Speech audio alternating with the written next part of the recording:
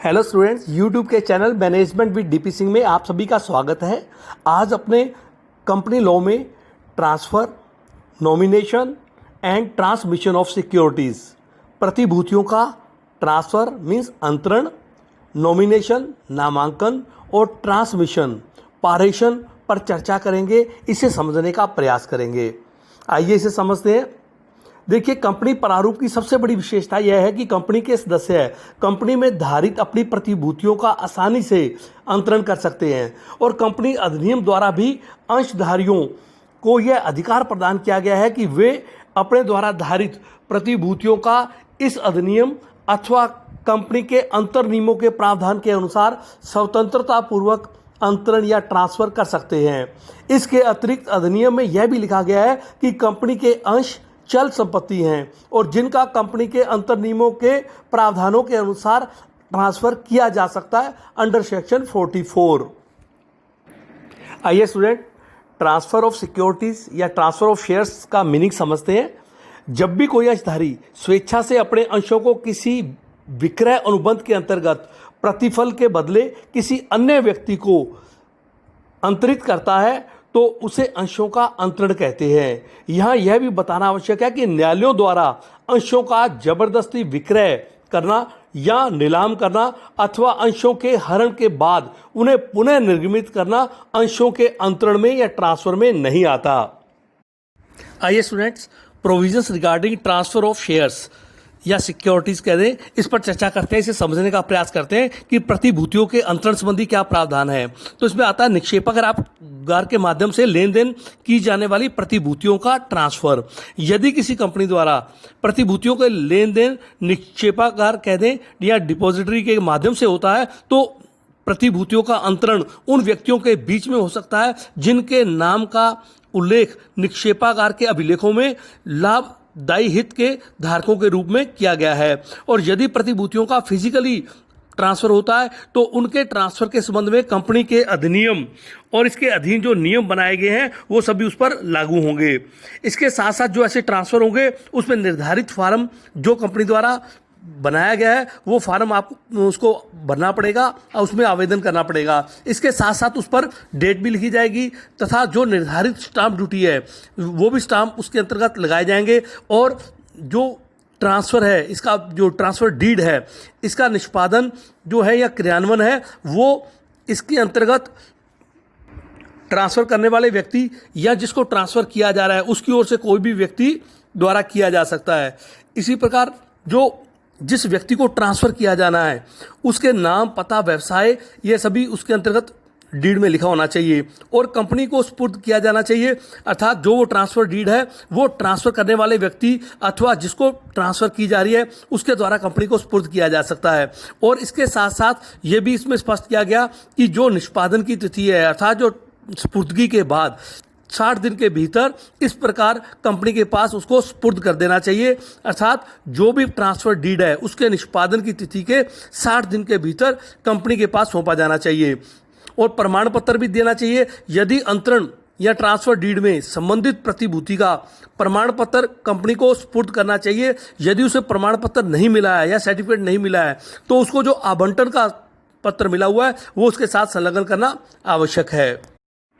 इसी प्रकार स्टूडेंट्स, जो अंशतः प्रदत्त प्रतिभूतियां हैं उनके ट्रांसफ़र के संबंध में या पार्टली पेड जो हमारी सिक्योरिटीज या शेयर्स हैं उसके संबंध में भी इसमें नियम बनाए गए हैं कि कंपनी के जो ऐसे अंश हैं जो अंशतः प्रदत्त हैं प्रतिभूतियां, उन प्रतिभूतियों को यदि ट्रांसफ़र करने का आवेदन पत्र प्राप्त होता है तो जिस व्यक्ति के नाम किया जाना है उसको इसके संबंध में सूचना दी जाती है। और यदि वो सूचना के 2 सप्ताह के भीतर इस पर कोई आपत्ति नहीं करता तो ऐसी स्थिति में उसको उसके ट्रांसफ़र का पंजीयन कर दिया जाता है।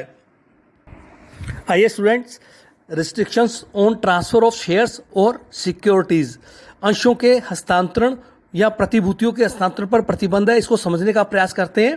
कंपनी अपने सदस्यों के अंशों के हस्तांतरण के अधिकार पर कुछ प्रतिबंध लगा सकती है।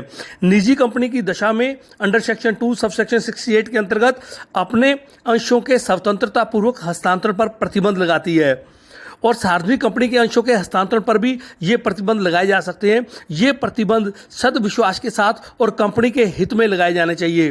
कंपनी के हस्तांतरण में जो प्रतिबंध लगाए जाते हैं प्रमुख रूप से दो प्रकार के हैं। अंतर नियमों के अंतर्गत प्रतिबंध कह दें और दूसरा आता है कंपनी अधिनियम के अंतर्गत प्रतिबंध।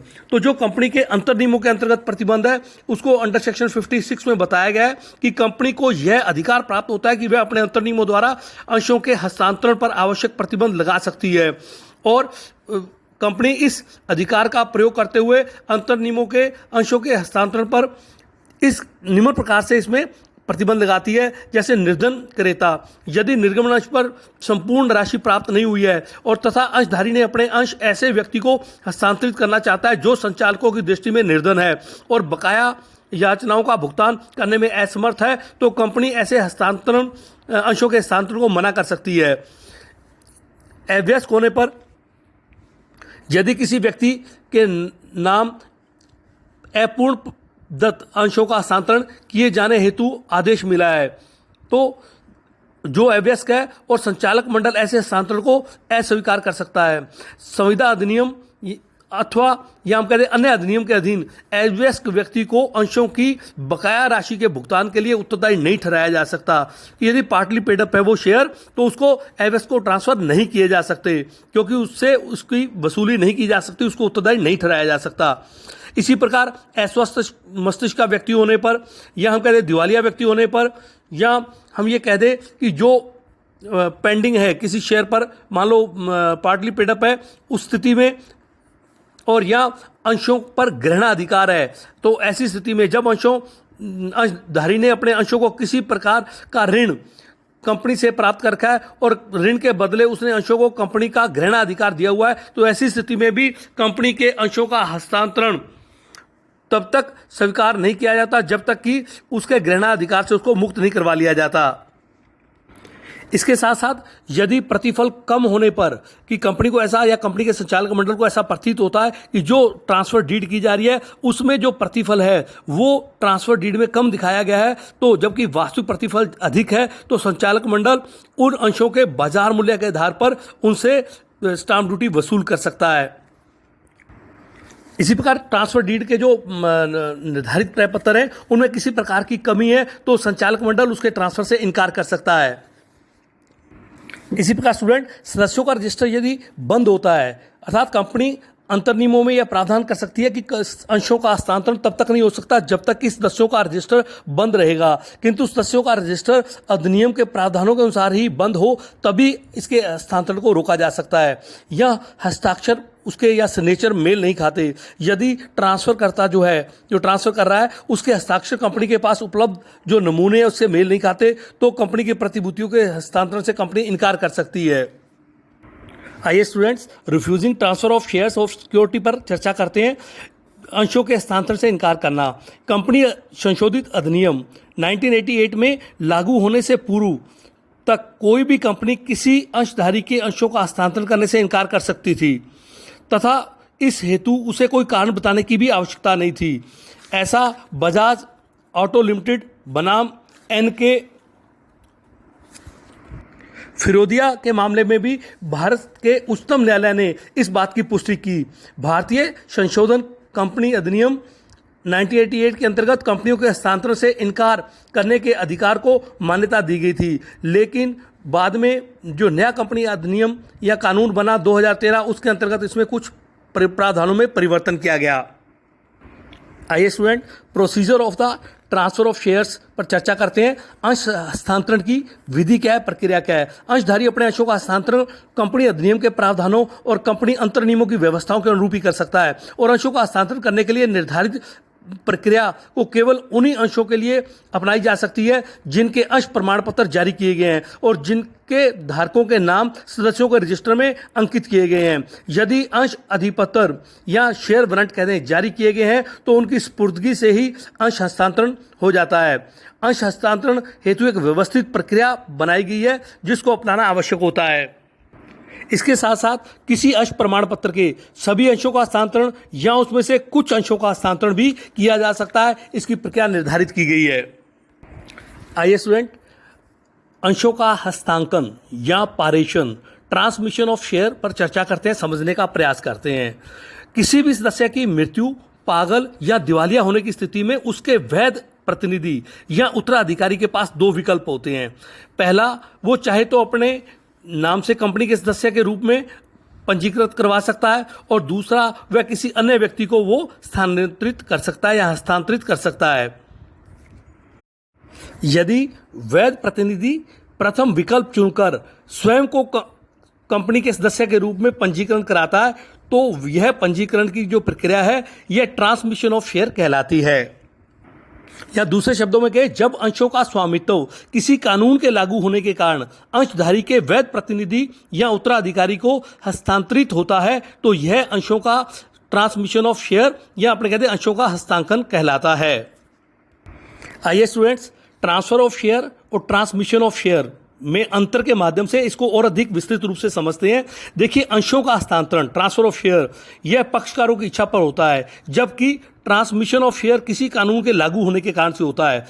जो ट्रांसफर ऑफ शेयर है, ये अंतर नियमों की व्यवस्थाओं के अनुरूप किसी भी समय किसी भी परिस्थिति में किया जा सकता है, जबकि ट्रांसमिशन ऑफ शेयर सदस्यों की मृत्यु, पागलपन, दिवालियापन की स्थिति में होता है। इसी प्रकार ट्रांसफर ऑफ शेयर हस्तांतरणकर्ता और हस्तांतरित जिसको किया जा रहा है उसके बीच का अनुबंध होता है, जबकि जो ट्रांसमिशन ऑफ शेयर है किसी भी अनुबंध के अंतर्गत नहीं आता। इसी प्रकार ट्रांसफर ऑफ शेयर में किसी न किसी रूप से प्रतिफल अवश्य विद्यमान रहता है, जबकि अंशों के ट्रांसमिशन में बिना प्रतिफल के होता है। अंशों के हस्तांतरण या ट्रांसफर हेतु प्रतिफल के लिए स्टाम्प पेपर लगाए जाते हैं, प्रतिफल के अनुसार स्टाम्प पेपर लगाए जाते हैं, जबकि ट्रांसमिशन ऑफ शेयर में प्रतिफल नहीं होता, अतः स्टाम्प ड्यूटी लगाने की इसमें आवश्यकता नहीं होती।